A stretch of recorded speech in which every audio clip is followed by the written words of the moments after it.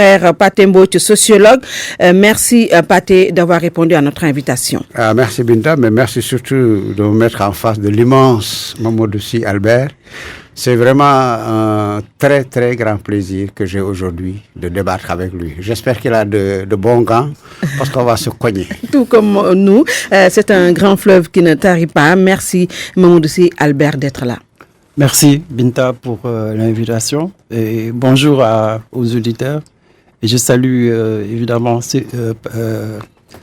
Pathé Mbodj. C'est vraiment un plaisir partagé. Ça fait longtemps que je ne l'ai pas croisé et j'espère que ça va être un débat riche. L'actualité est toujours marquée par le supposé troisième mandat du président Macky Sall, lui-même qui impose la censure autour du débat dans son propre camp. Sori Kaba, Moustapha Diakhaté, Pathé Mbodj en ont pris pour leur grade. Alors vous, quelle est votre lecture par rapport à tout cela? C'est que je vous renvoie d'abord à Amsatou Sow Sidibé jeudi, qui disait que il y a des possibilités. C'est une constante chez elle. Oui. Depuis 2017, au lendemain de la loi constitutionnelle 2016-10 du 5 avril 2016 portant révision de la Constitution, elle débat autour de cette nouvelle constitution avec le professeur Babacar Gaye. Tous deux arrivaient à la conclusion qu'une possibilité était offerte au président Macky Sall de postuler en 2024. On viendra sur le nombre de mandats. Il déplorait l'absence de mesures conservatoires qui auraient cependant donné un caractère personnel à une loi, c'est-à-dire on aurait réglé la situation d'un particulier par rapport au général.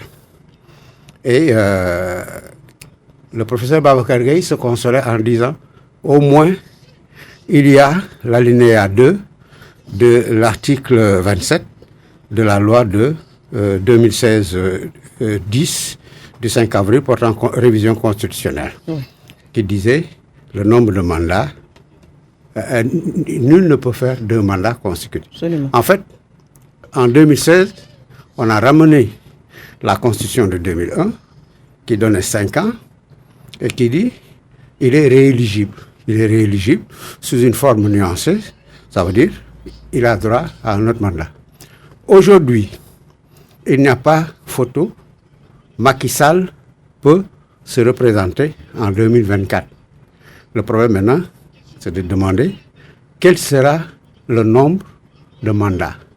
Parce que si on s'en tient à la loi, à la Constitution de 2016, cette restriction, nul ne peut faire 2 mandats consécutifs, s'adresse seulement à celui qui est élu sous l'emprise de la Constitution qui lui donne 5 ans. Donc, est-ce que le 7 ans est compris? Non, parce qu'il n'y a pas la rétroactivité. On a eu un débat sur le piège de la non-rétroactivité.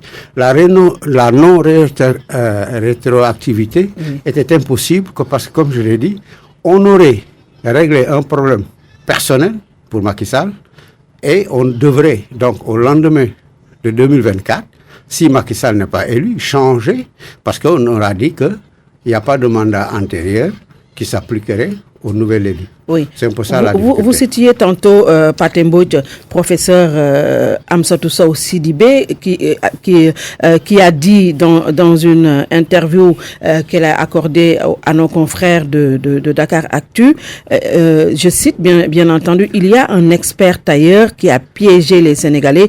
Macky Sall est futé, il veut absolument un 3e mandat. Je ferme la fin de citation. Alors, Mamadou Sy Albert, Macky Sall veut un 3e mandat, mais est-ce qu'il peut avoir un 3e mandat?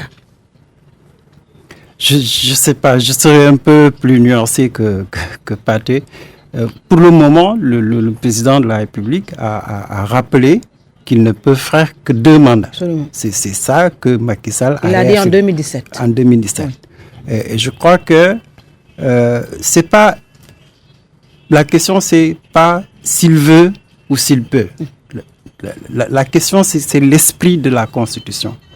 Est-ce que cet esprit de la Constitution qui a été voté par référendum permet au président de la République d'avoir plus de 2 mandats? À mon avis, c'est le débat de fond qui est là depuis le référendum. La loi a laissé un vide. Oui. Laissé un vide. Et je crois que des autorités universitaires ont expliqué qu'il y avait une faille dans cette loi. On ne les a pas écoutées. L'article 27, la fameuse disposition transitoire. Voilà. Et aujourd'hui, ce débat rattrape, malgré le référendum qui a été accepté. À mon avis, Macky Sall ne peut pas avoir plus de 2 mandats, quelle que soit l'interprétation. Pourquoi? Rappelons-nous l'esprit de la seconde alternance. Les Sénégalais ont fait pression sur Abdoulaye Wade pour mettre fin à toute tentative d'un 3e mandat.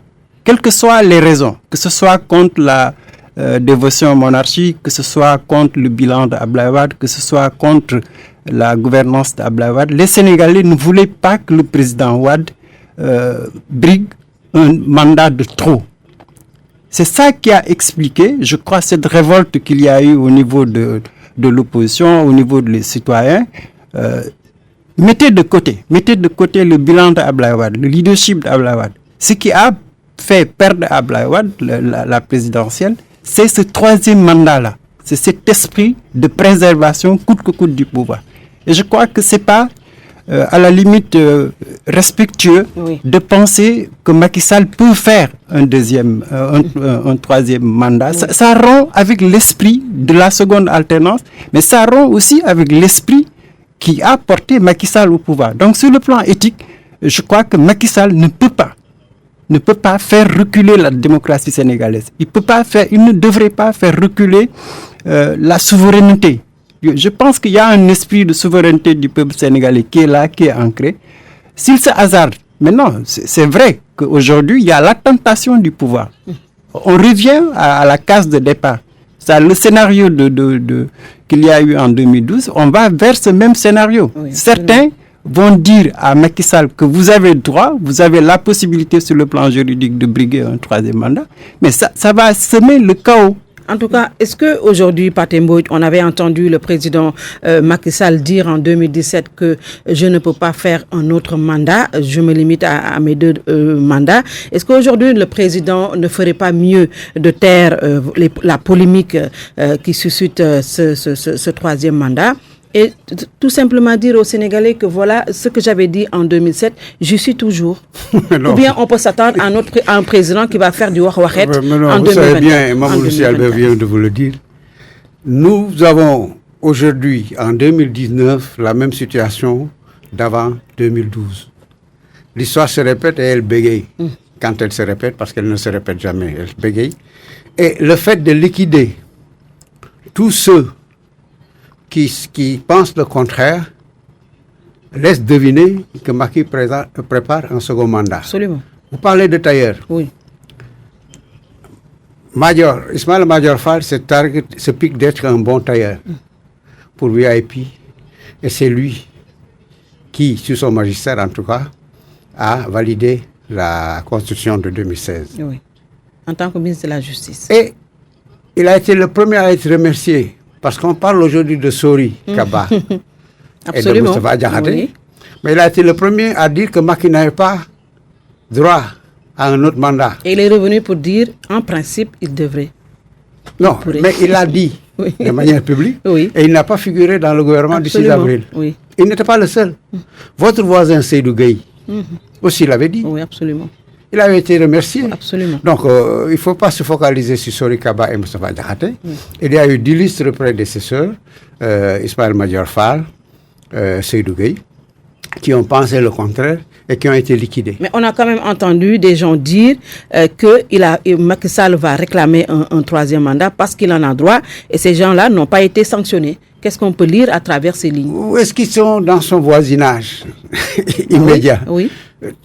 Tous ceux qui disent qu'il n'y a pas... On a entendu le député Bougazeli le dire, on a entendu quelqu'un d'autre le dire. Dit qu'il a droit à un troisième mandat et qu'il va le faire. Absolument. Et il n'a pas été sanctionné. Absolument. Même s'il ne peut pas être sanctionné parce qu'il est député, mais on n'a rien dit. Parce que, et qu'il ne dit rien qu'on sent, peut-être. Mais non, Macky Sall se prépare pour un autre mandat à partir de 2024. Maintenant, est-ce que c'est une injure au peuple des Assises? Est-ce que c'est une injure au peuple du M23? Mais c'est une injure au peuple qui n'a pas su relever. Le peuple a accepté la candidature de Wade.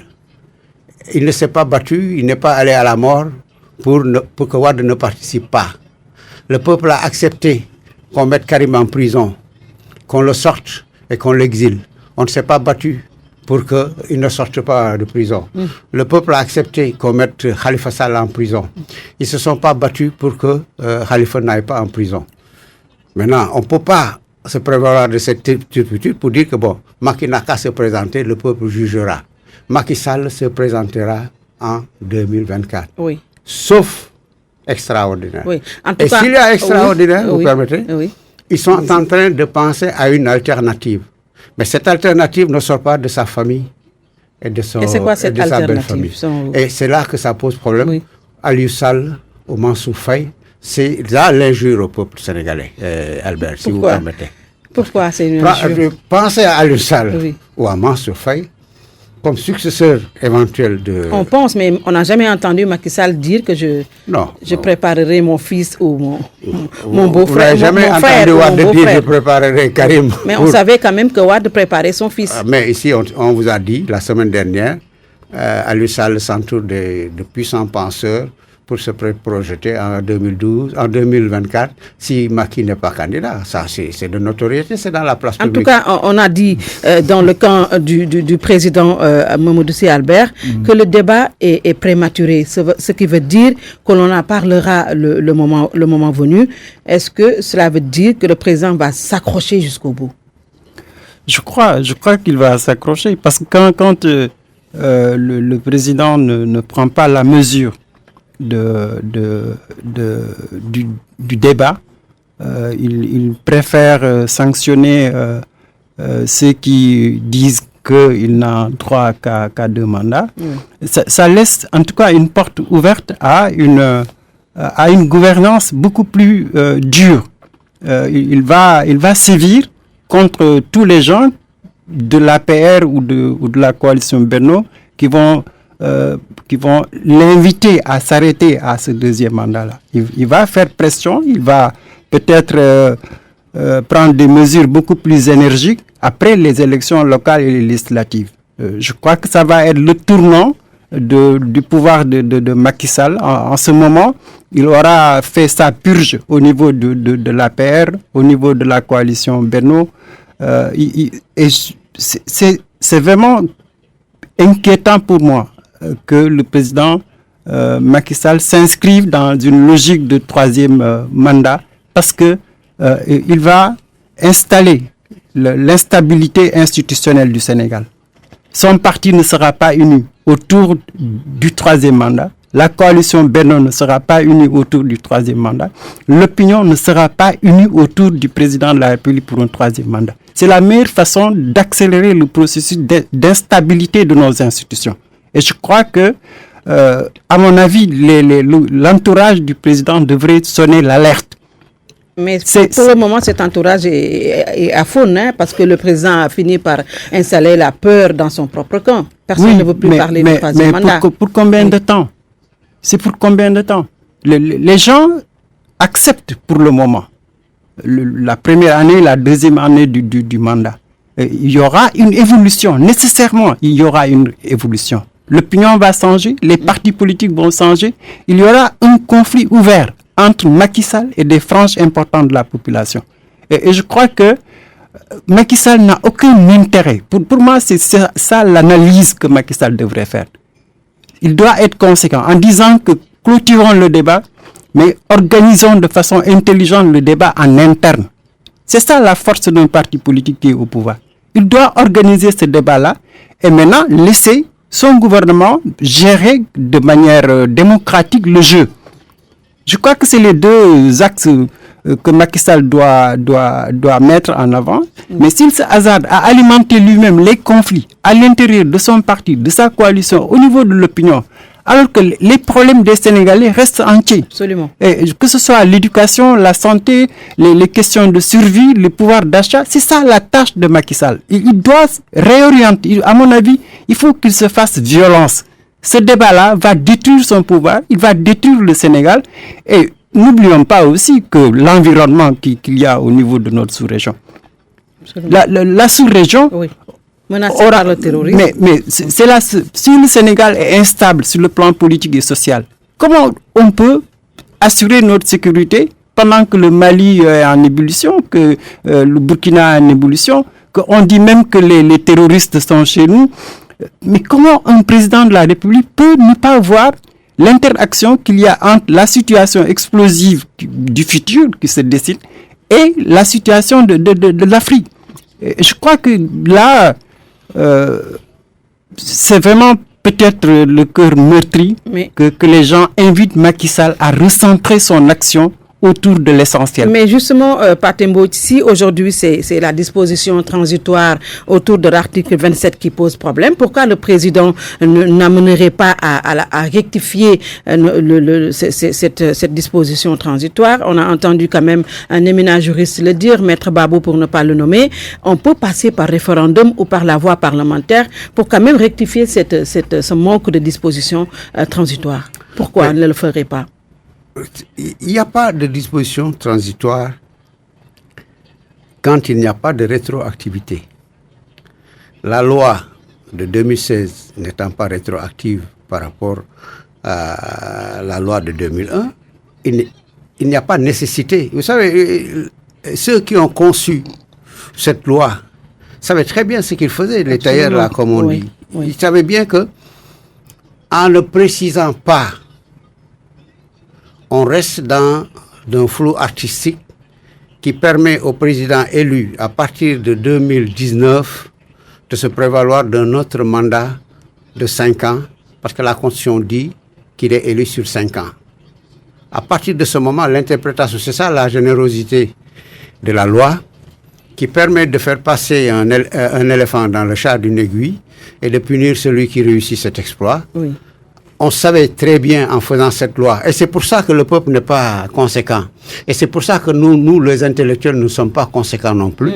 Nous voyons, depuis 2016, absolument, un danger sur lequel discute Zouanke, un danger sur lequel discute le professeur Babacar Gueye, un danger sur lequel attire l'attention le professeur Amsatou Sow, et la réponse de Ismaïla Madior Fall. Oui. Et personne ne réagit. Et aujourd'hui, on et même l'opposition aussi, on n'a jamais entendu tirer la sonnette d'alarme. Quelle opposition? Oui. Quand on peut accepter qu'on mette Karim en prison, quand on peut accepter qu'on mette Khalifa Sall en prison, quand on peut accepter qu'on sorte, comme dans un chapeau de magicien, l'affaire du patronage, et qu'on accepte que Macky Sall choisisse ses adversaires entre 4 gars qui n'avaient aucune valeur, en étant sûr d'être réélus, vous voulez nous parler d'une démocratie, mais c'est une démocratie d'une république bananière. Justement. La réalité, Albert, c'est que depuis 2010, la démocratie est en train de reculer. La réalité, c'est que le tout sécuritaire qui semble vous préoccuper par rapport à la sous-région, parce qu'il faut y inclure aussi les deux Guinées. Il n'y a pas que le Mali. Il n'y a pas que le Burkina, il y a les deux Guinées, il y a la Gambie. La Gambie va sombrer bientôt aussi dans l'incertitude. La réalité, c'est qu'au nom du tout sécuritaire, on est en train de rogner les droits, et plus les sociétés évoluent, moins les droits individuels et collectifs sont respectés. Il y a un centralisme démocratique qui répond au tempérament d'un Macky Sall, qui laisse pourrir une situation, et pour dire à la fin, au fond, la Constitution de 2016 me concerne seulement à partir de 2016. Oui. Et que la non-rétroactivité, c'est-à-dire la non-introduction de mesures conservatoires, était bien calculé pour que je puisse en 2024. Dans ce cas, on ne peut pas pointer du doigt seulement le président Macky Sall. Il a dit tantôt le silence des élites et même de l'opposition qui réagissent un peu trop tard. Je crois que les deux, il y a cet aspect d'émission des intellectuels et des acteurs politiques, mais je crois qu'aussi il faut mettre ça en relief avec un rapport difficile que nos hommes politiques entretiennent avec le pouvoir politique. Depuis le départ de Senghor, il y a une personnalisation du pouvoir. Et Macky Sall, aujourd'hui, c'est ça qui le contraint. Tout le pouvoir est aujourd'hui concentré entre les mains du président de la République. Absolument. Et si, à l'entame d'un deuxième mandat, on parle déjà d'un troisième mandat, ça veut dire que la démission des intellectuels, la démission de la classe politique résulte d'une concentration excessive du pouvoir. Il y a que le président de la République. À la limite, nous, on n'a plus de gouvernement. On n'a plus de pouvoir législatif. On n'a plus de pouvoir judiciaire. On n'a plus d'opinion. Il n'y a que le président qui manipule les institutions, qui agit comme il veut et comme il l'entend. Et je crois que c'est ça le danger qui guette Macky Sall, la concentration du pouvoir excessive, ça entraîne un rejet. Mais même ce qu'il comptait faire de bien en termes de gouvernance politique, regardez le dialogue politique, le dialogue national, mais aujourd'hui on n'en parle presque plus. Regardez les grands chantiers qu'il avait, personne n'en parle. Regardez les questions de l'éducation, personne n'en parle. Ça veut dire que la concentration du pouvoir, c'est la source.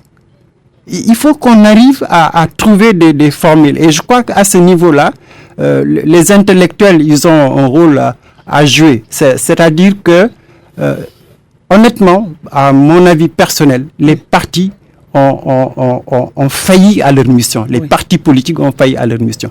Il faut que les intellectuels essaient de travailler aujourd'hui sur la question de la citoyenneté. La seule alternative qui peut sauver la démocratie, qui peut sauver la stabilité, qui peut remettre le Sénégal sur les rails du développement, c'est la citoyenneté. Il faut que les intellectuels réorientent même les recherches. Il ne faut plus rester prisonnier. On l'a dit tout à l'heure, je ne voulais pas en parler. Le professeur Ismaël Madior, c'est un juriste, c'est un excellent universitaire. Mais la politique l'a fait complètement, l'a détourné de sa mission fondamentale qui était la mission critique. Et il n'est pas seul. Je crois que c'est peut-être ça qui peut sauver l'élite intellectuelle. S'il retourne à la citoyenneté, s'il croit à la démocratie, c'est possible qu'eux, ils puissent jouer véritablement le rôle critique qu'on attend, mais qu'ils puissent aussi mais trouver quand même, on a des universitaires qui travaillent sur les questions de gouvernance depuis plus de 20 ans. Si on les laisse travailler seuls pour trouver une charte fondamentale, c'est possible que le Sénégal arrive à avoir une charte stable, mais pour les 10 ans, pour les 15 ans à venir, j'espère pour moi, en ce qui me concerne, que Macky Sall va se ressaisir. Le Sénégal attend beaucoup de Macky Sall. C'est à lui de réorienter. Autant il est capable de museler ses partisans, autant il doit être capable de libérer. Il doit libérer les énergies. Il ne faut pas qu'il aille dans le sens de s'enfermer, dans le sens de réprimer. Non, il doit aller dans le sens de l'ouverture. C'est ça qui peut sauver le Sénégal. Et de ce point de vue-là, c'est le débat. Macky Sall doit être le chef d'orchestre du débat. Voilà. Mamadou Sy Albert, que nous recevons aujourd'hui dans Remue Ménage, tout comme notre confrère Pathé Mbodj, sociologue. L'autre actualité a trait à la purge enclenchée par Maître Abdoulaye Wade au sein de son parti. Le président de la Fédération des cadres libéraux et son secrétaire général démis de leurs fonctions, même si le parti même si eux-mêmes ont dit qu'ils n'ont pas démissionné. On ne sait même pas qui croire. Pathé Mbodj, Wade est décidé à mettre de côté ce que l'on considère comme les militants de la première heure du PDS. Les militants de la première heure sont tous morts au PDS. C'était Fara Ndiaye, c'était Boubacar Sall, c'était Cissé, c'était Booker Washington, C'est ça, les militants de la première heure. C'est le premier cercle. Le reste, c'est les backbenchers, comme disent les Anglais. C'est les backbenchers, c'est-à-dire ceux qui sont du second, troisième, quatrième rang. Et ceux qui ont rejoint par opportunisme le parti. Vous savez, quand, dans une formation démocratique, quand on échoue à des élections, on se remet en cause. Ça s'est vu au niveau de Rewmi avec le départ du professeur Abdourahmane Diouf. Ça s'est vu même avec le parti vainqueur qui a restructuré en changeant certains ministres. Par exemple, ici, dans votre voisinage, là, vous aviez 4 ou 5 ministres de la Médina qui ont tous sauté au lendemain du 26, donc, parce qu'ils ont échoué. Aujourd'hui, Wade se met en perspective, pas lui-même, mais il a besoin d'immortalité, d'éternité, et il restructure son parti en fonction d'activités plus ou moins logiques des gens qui ont perdu le pouvoir, qui se posent des questions et qui avaient mis peut-être en sourdine leur activité. Quand, par exemple, il a commencé à restructurer en nommant, parce que c'est ça aussi le rôle du chef, la loi donne au président le droit de nommer au poste de secrétaire général. Nomme, restructure son parti, des gens disent non, je ne suis pas d'accord. Et ils le disent parfois dans des termes irrespectueux, comme Abdou Aziz Diop. Sa lettre de démission du poste qu'on lui avait choisi est d'un irrespect par rapport à Wade, son âge, mais par rapport à la société, dans les termes qu'il a utilisés, mais par rapport aussi aux relations qu'il a entretenues avec, parce que moi je connais ces relations-là, je les ai vues aussi bien ici au Sénégal qu'à l'extérieur. Et quand Wade dit, bon, maintenant, je vous mets à tel endroit, vous dites, bon, ok, merci, bonjour, au revoir, vous êtes démissionnaire. Ils ont démissionné de fait. On les a replacés dans l'échiquier politique du PDS. Ils ont dit, merci, au revoir. Mais Wade les change. Donc, il n'a pas fait une purge. Il a redistribué des cartes. Certains n'ont plus voulu du jeu. Ils lui ont dit non, monsieur le président, merci, au revoir. Mais ils cherchent un remplacement à ces gens-là. Et qu'en est-il de l'ex-coordonnateur, Maître Amadou Sall, Babacar Gaye? Ces gens-là n'ont jamais dit non, mais ils ont écarté quand même. Vous savez, c'est-à-dire on écarte aussi vous pensez que les ministres de la Médina qu'on a remerciés dans le gouvernement John III ont demandé à être remerciés? Vous pensez qu'ils n'ont fait aucun effort au niveau de la Médina pour essayer d'élargir la base du président? Vous avez dit qu'ils ont échoué, mais quelque part, est-ce que les autres qui sont dans le PDS ont échoué de leur niveau? Du PDS, c'est exactement la même chose. Absolument. Tous ces gens-là n'ont aucun militant. Tous ces gens n'ont aucune signification. Vous n'allez pas dire que Omar Sarr n'a pas de militant, il a sa base. Omar Sarr n'est pas le PDS. Politique. Omar Sarr s'est fait avant le PDS. Il n'a pas bénéficié de l'appui d'un parti au pouvoir, comme les autres, et qui n'ont pu amener aucun militant. Le PDS est resté à 20% de 1978 à 2019. Les partants et les arrivants n'ont rien ajouté à ce pouvoir du PDS. À partir de là, on dit, bon, on va chercher parmi les jeunes qui peut nous amener des voix. Ils n'ont amené aucune voix. Vous pouvez parler de Babacar Gaye, demander quel est le score de Babacar Gaye chez lui. Il aurait pu être... il est politiquement connu dans le Kaffrine quand même. Mais il n'a jamais été maire. Il n'a jamais eu de poste. Il a été président du conseil régional de Kaffrine quand même. C'est facile avec le PDS. Alors, de toutes les façons, ce qu'on a constaté, Mamoudou Sy Albert, c'est que c'est la génération du concret qui est mise sur la sellette. La génération du concret, pour ceux qui ne le connaissent pas, c'est un mouvement politique initié à l'époque par son fils Karim Wade à l'intérieur même du PDS, alors que les textes du parti ne permettaient pas l'installation d'un mouvement ou même d'un courant. Oui, je crois que le réalisme au niveau du PDS, que le courant de Karim est né dans le contexte de l'exercice du pouvoir du président Wade. Karim a utilisé sa posture pour créer un mouvement de soutien composé essentiellement par ses proches, ses amis et les gens avec qui il avait des liens. Et je crois que c'est assez rare. Le PDS a rarement eu des mouvements de soutien en interne, des courants.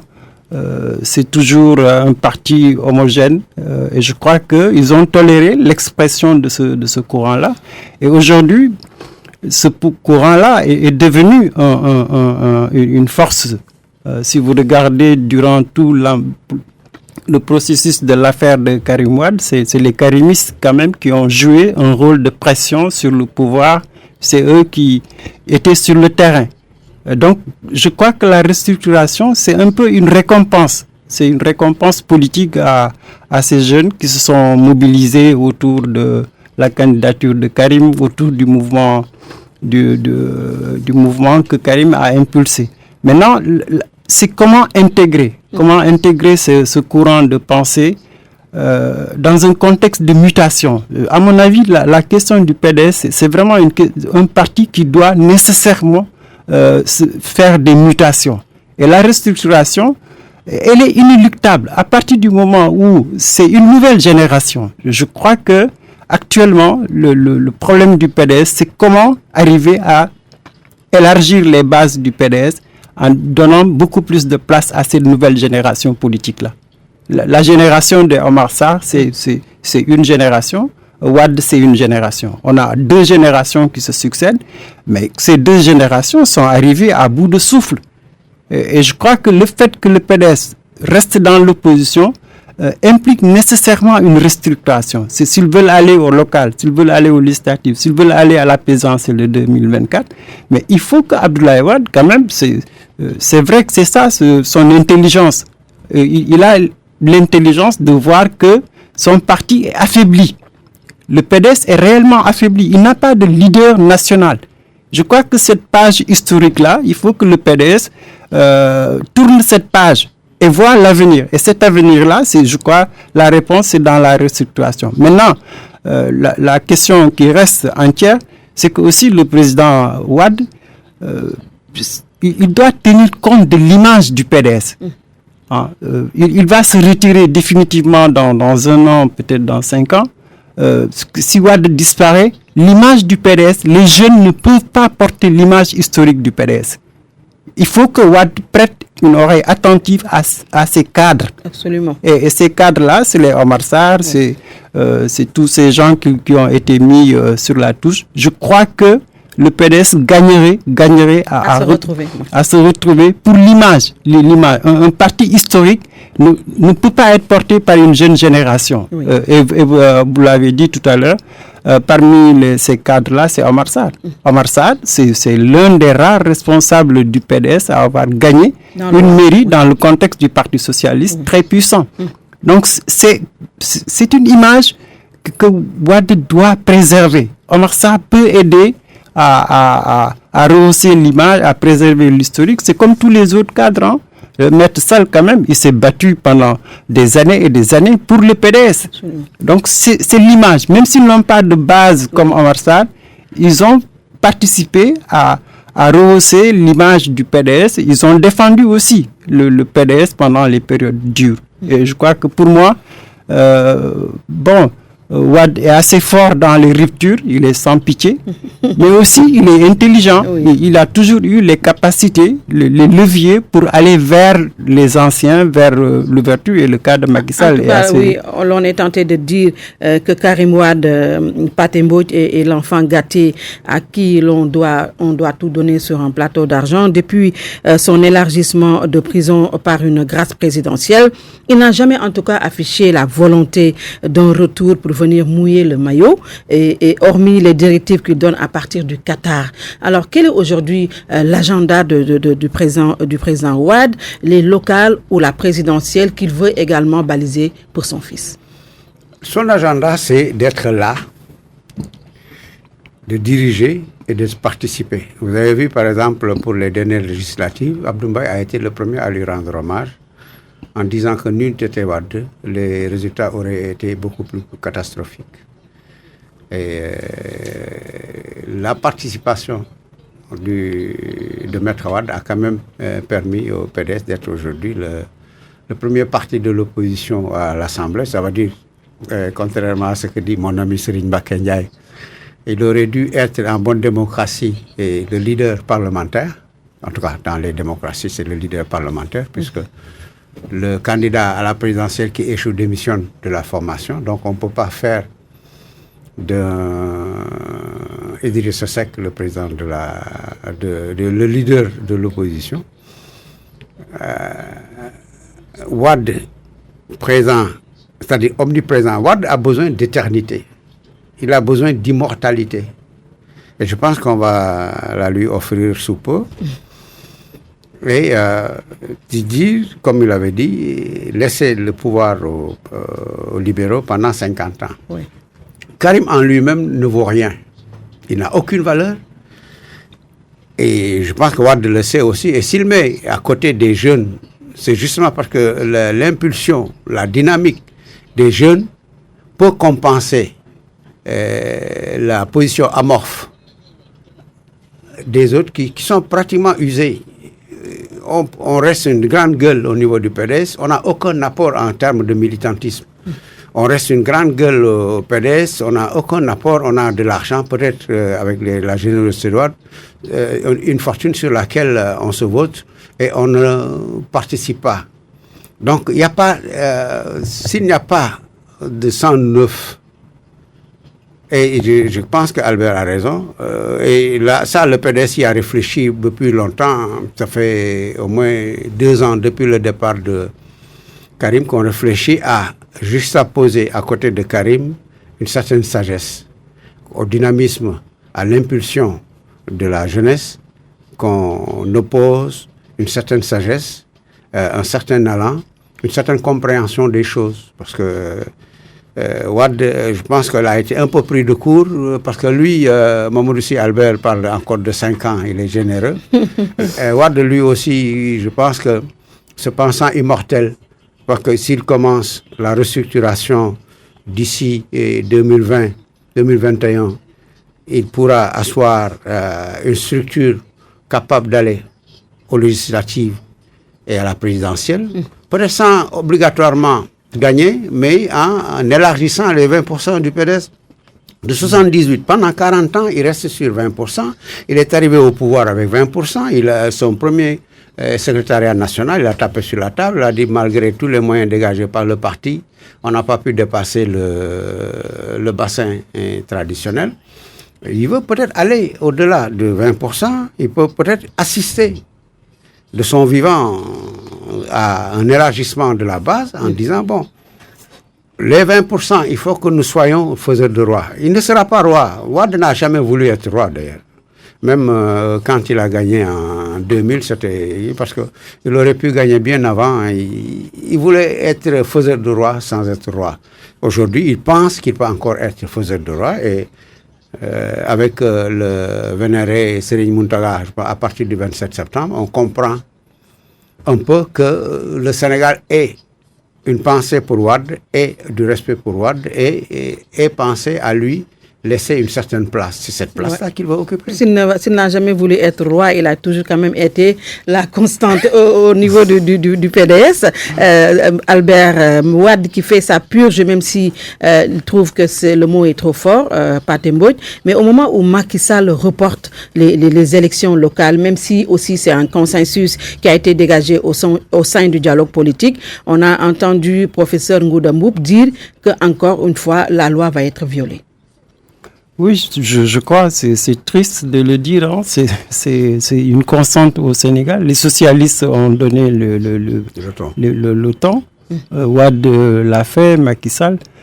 Et pour moi, la réflexion, ce n'est plus le respect de la loi, le respect de la Constitution. Le pouvoir, l'exercice du pouvoir au Sénégal, ça rime avec le manque de respect assez extraordinaire des lois et des constitutions. L'État n'arrive pas à respecter encore l'esprit des lois. Maintenant, ce qui est inquiétant pour moi, c'est pas seulement peut-être le côté juridique des choses, mais c'est la culture. On a une culture professeur Major Diop disait toujours la culture du matin. Le calendrier républicain, c'est absolument rien pour nos hommes politiques. À part la date de la fête de l'indépendance. Moi, je n'ai pas vu les hommes politiques respecter un calendrier. Ils n'ont pas de calendrier républicain. Et Dieu sait que c'est le fondement de la République. Le calendrier, si tu ne le respectes pas, mais tu peux pas réclamer des institutions stables. Tu ne peux pas réclamer le respect de la loi. Le calendrier, ça devrait être une paire de touches. Et on s'amuse avec la souveraineté du peuple. Parce que quand les gens disent que le mandat, c'est 5 ans, mais il faut faire tout pour que le président respecte le mandat de 5 ans. Et c'est la même chose pour les députés. Et regarde les conséquences. Ça dit que l'élu local, il aura son mandat qui va être prolongé. Le député, il aura son mandat à prolonger. Le président, il peut prolonger son mandat. Et puis après, on dit au peuple qu'il est souverain. Donc, il y a un problème de culture républicaine et même de culture démocratique.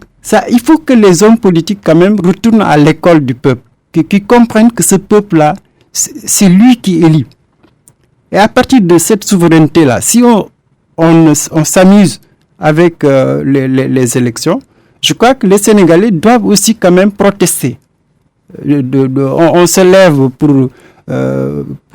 pour l'éducation, on se lève pour la Constitution, mais le respect du calendrier républicain, ça mériterait que les citoyens descendent pour exiger le respect du calendrier électoral, le respect du calendrier républicain. C'est peut-être par ça que les hommes politiques vont renoncer à s'amuser, parce qu'on est dans un jeu. Et pour moi, ce jeu-là, si on ne fait pas attention, c'est lui qui crée le sentiment. Toutes les frustrations des Sénégalais, d'ailleurs, viennent de ça. Ils se disent toujours que, c'est la formule que les gens disent, c'est qu'ils sont tous des politiciens. Ils ne voient que leurs intérêts. Alors, même s'il y a un consensus fort qui s'est dégagé au sein du dialogue politique, est-ce que, comme professeur Ngoudomou, vous êtes d'accord que la loi électorale a été violée, Pathé Mbodj? Bon, vous savez, moi, je ne pense pas que la loi ait été violée. Ce qui a été mis devant pour justifier pose certes problème, parce qu'on sait que on a un calendrier qui nous impose des élections. C'est-à-dire, quand on nous impose des élections en année budgétaire, on les prévoit. Ça veut dire qu'on ne peut pas prétendre qu'il n'y a pas d'argent. Parce qu'au fond, c'est ça coûterait trop cher de cumuler 2 élections. Sous Abdou Diouf, on votait tous les 18 mois. Sous Wade, à peu près tous les 2 ans. Sous Macky, on est revenu presque sur Diouf parce qu'entre les locales, les législatives, le 20 mai, la révision constitutionnelle, le référendum, les législatives, la présidentielle, ça fait beaucoup pour un pays où il n'y a pas d'argent.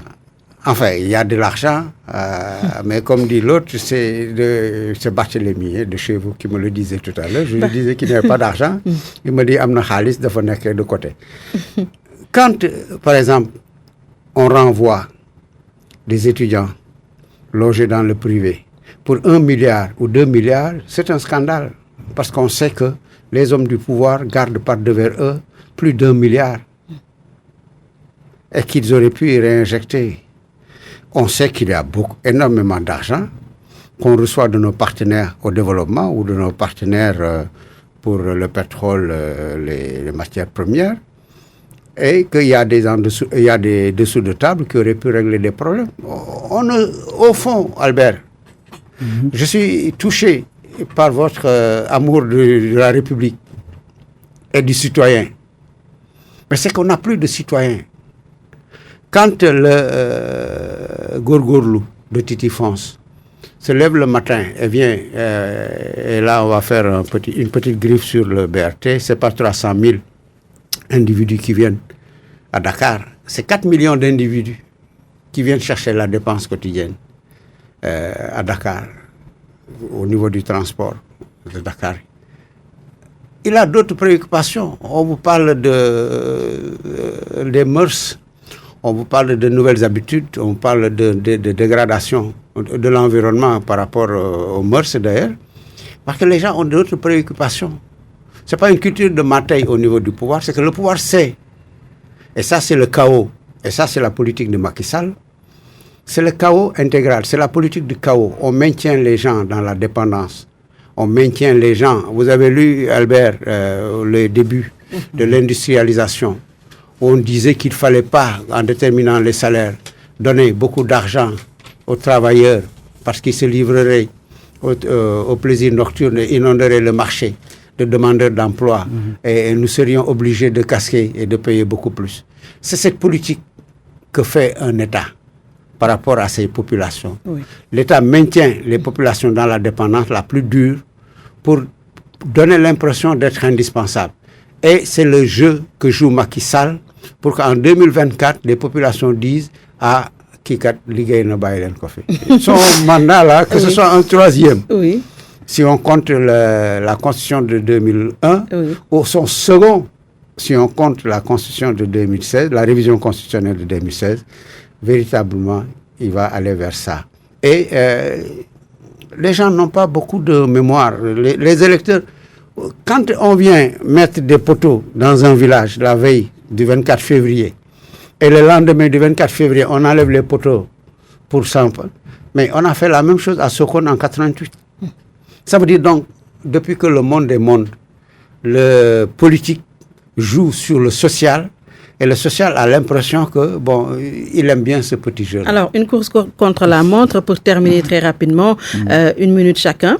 À l'orée des locales, nous parlions tantôt des locales Mamoudou Albert, on a vu que le PS a eu du mal à imposer son nom à la biscuiterie à la commune de la biscuiterie pour remplacer Feu Doudou Issa Niasse. Et tout de suite, on a commencé à dire que c'est peut-être une perte dans le leadership local pour le PDS. Est-ce que c'est pour le PS? Est-ce que c'est le cas? Oui, je crois que c'est le cas. Maintenant, comment l'expliquer? Je crois que depuis, en tout cas, les élections de 2014, les locales de 2014, les partis qui sont au pouvoir ont des problèmes à aligner la stratégie électorale locale sur la stratégie nationale. Oui. Au sommet, le Benno va ensemble, mais dans les locales, ce n'est pas la réalité. Donc la réalité locale, elle tend à confirmer que les partis au pouvoir sont affaiblis au fur et à mesure qu'ils exercent le pouvoir. Il y a un mécontentement à la base. Il y a aussi des conflits d'ambition entre les représentants de ces partis au pouvoir et les partis dans l'opposition. Oui. Ce qui veut dire peut-être que le PS est un peu perdu par le non, je sais pas, ce qui existe entre les leaders politiques au sein de Benno qui ne s'entendent pas. Non, la cohabitation pose toujours problème aux militants de base. Quand moi je vote Binta Diallo, je vote Binta Diallo. Je ne vote pas une coalition Binta Diallo, Mamoudou Sy, Albert Pathé Mbodj. Je ne me retrouve pas en Pathé Mbodj, je ne me retrouve pas en Mamoudou Sy Albert, mais je me retrouve en Mamboki.